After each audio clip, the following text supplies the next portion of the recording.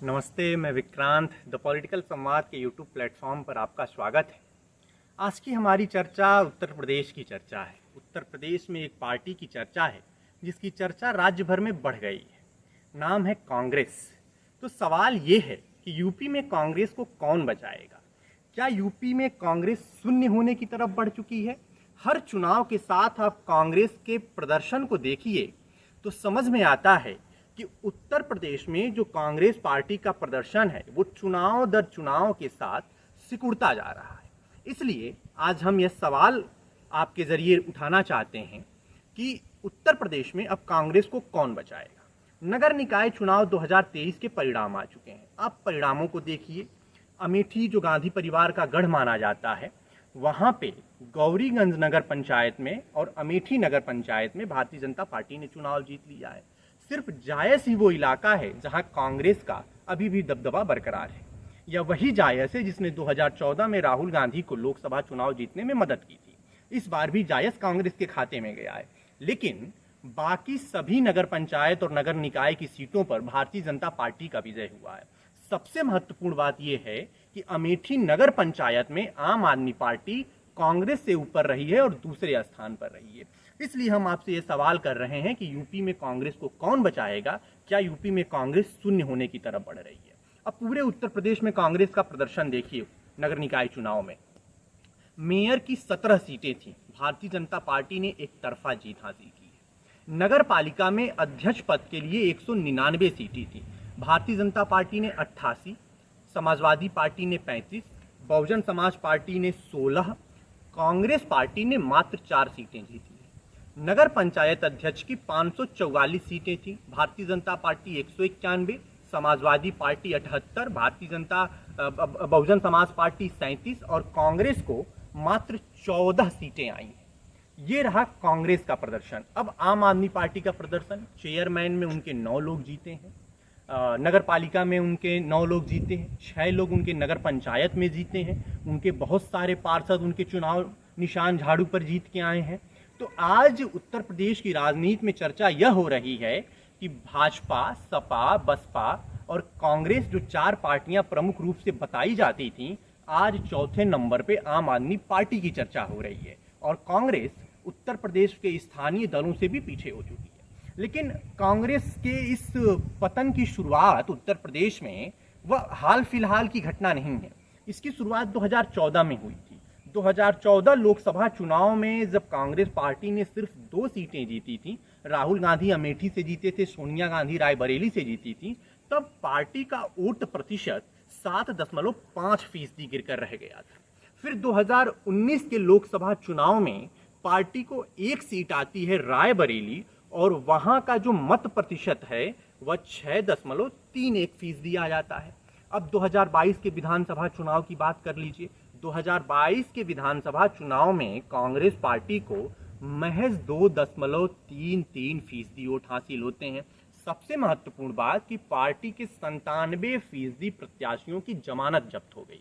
399 उम्मीदवार कांग्रेस पार्टी के पंजे पर चुनाव मैदान में उतरे थे और 387 उम्मीदवारों की जमानत जब्त हो गई थी। इसलिए आज उत्तर प्रदेश की राजनीति में कांग्रेस के भविष्य को लेकर बहुत चिंता जताई जा रही है कि क्या कांग्रेस टॉप 4 पार्टियों में बरकरार रह पाएगी या नहीं रह पाएगी। पार्टी को इस बार कितनी सीटें मिली? 2022 के विधानसभा चुनाव में 2 विधानसभा सीटें इनको जीतने को मिली। और इसकी तुलना में अब आप स्थानीय दलों का आंकड़ा सुन लीजिए। सुवलदेव भारतीय समाज पार्टी ओम प्रकाश राजभर वाली 6 सीटें जीती। रालोद 8 सीटें जीतने में कामयाब रही। निषाद पार्टी 6 सीटें। जनता दल जो राजा भैया की पार्टी है, एक जिले की पार्टी है, उसने 2 विधानसभा सीटें जीत ली। अपना दल ने 12 विधानसभा सीटें जीती। इसलिए आज उत्तर प्रदेश की राजनीति में ये कहा जा रहा है कि जो स्थानीय 2-4 जिलों के स्तर की पार्टियां हैं वो भी कांग्रेस से बेहतर प्रदर्शन कर रही हैं। अब उत्तर प्रदेश के अध्यक्ष की बात आपको बताता हूं। जब अजय कुमार लल्लू उत्तर प्रदेश के प्रदेश अध्यक्ष थे तो एक वक्त में समाजवादी पार्टी, बहुजन समाज पार्टी, बाकी अन्य छोटी पार्टियों के प्रदेश अध्यक्षों का कोई नाम नहीं जानता था। अगर बीजेपी के खिलाफ, बीजेपी के नीतियों के विरोध में अगर कोई एक नेता प्रदर्शन करता हुआ दिखता था तो उसका नाम था अजय कुमार लल्लू। कांग्रेस पार्टी ने एक निर्णय लिया। जैसे ही 2022 में उनकी पार्टी चुनाव हारी, उन्होंने कहा कि हम प्रदेश अध्यक्ष बदलेंगे।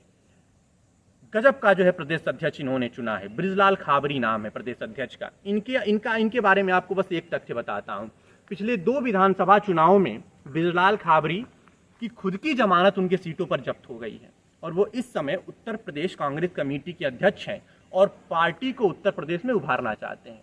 प्रियंका गांधी 2022 चुनाव के पहले कितनी जोर शोर से तैयारियां करती थी, लेकिन इतना आश्चर्यजनक हुआ कि 2022 विधानसभा चुनाव में प्रियंका गांधी, राहुल गांधी और कांग्रेस ने उत्तर प्रदेश को स्थानीय नेताओं के भरोसे छोड़ दिया और पूरा ध्यान पंजाब पे लगा दिया।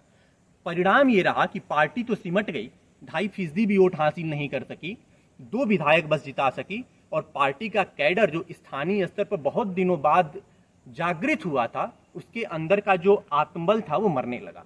अब इसलिए कांग्रेस जो उत्तर प्रदेश की 80 लोकसभा सीटों की संभावना की बात कर रही है, वह केंद्र में सरकार बनाने की बात कर रही है।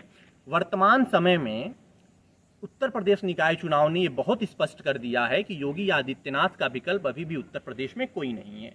समाजवादी पार्टी जो भाजपा के पास प्रदेश की राजनीति में दूसरी सबसे मजबूत पार्टी दिखाई पड़ती है, वो भी भारतीय जनता पार्टी से 50% पीछे दिखाई पड़ती है।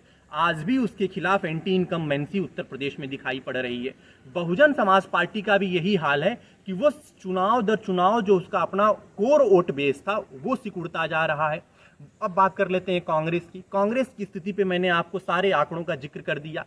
अब आज जो कांग्रेस कर्नाटक में चुनाव का जश्न मना रही है, जहां कुल 28 लोकसभा सीटें हैं और कह रही है कि हम लोकसभा 2024 को जीत लेंगे, उनके लिए समझने की जरूरत यह है कि कर्नाटक में 28 लोकसभा सीटें हैं। भारतीय जनता पार्टी वहां 36% वोट हासिल कर चुकी है। वही 36% वोट है जो उसने 2018 में हासिल किया था। यानी कि भारतीय जनता पार्टी को कर्नाटक में वोट प्रतिशत के हिसाब से कोई नुकसान नहीं हुआ है, सीटों का नुकसान हुआ है। जो कांग्रेस पार्टी कर्नाटक में बढ़त देख रही है, वह जेडीएस का 7% टूटकर उसके साथ जुड़ा है। तो क्या गारंटी है कि यह लोग 2024 लोकसभा चुनाव में मोदी के नाम पर वोट नहीं करेंगे?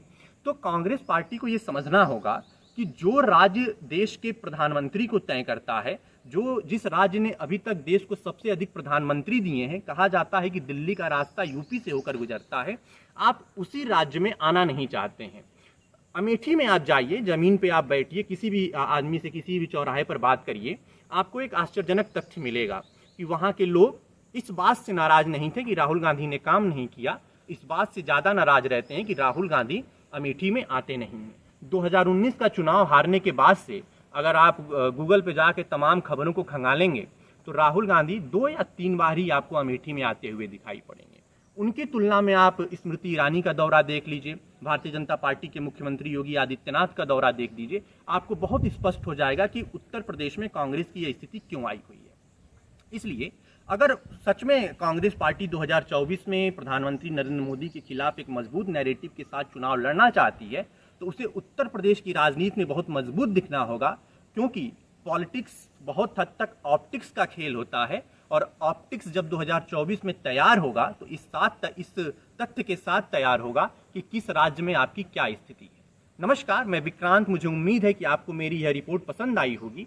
ऐसे ही तमाम राजनीतिक खबरों के पीछे की कहानी समझने के लिए आप हमारे साथ जुड़िए, हमारे चैनल को सब्सक्राइब करिए और ऐसे ही तमाम किस्से कहानियों के साथ हम आपके साथ रूबरू होंगे। आपको ऐसे ही तमाम राजनीतिक घटनाक्रमों पर दिलचस्प आंकड़ों के साथ आपको उसके पीछे का जो भावार्थ नियतार्थ है उसको बताने का काम करेंगे। जय हिंद, जय भारत, जय लोक।